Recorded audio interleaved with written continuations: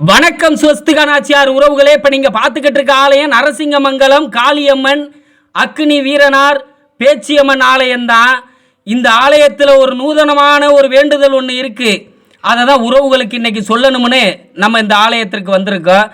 இந்த ஆலயம் திருப்பணி வேலைகள் நடைபெற்று கொண்டு இருக்கிறது. குடமுழக்கு விழாவிற்காக விரைவில் குடமுழக்கு விழாவும் நடைபெற உள்ளது.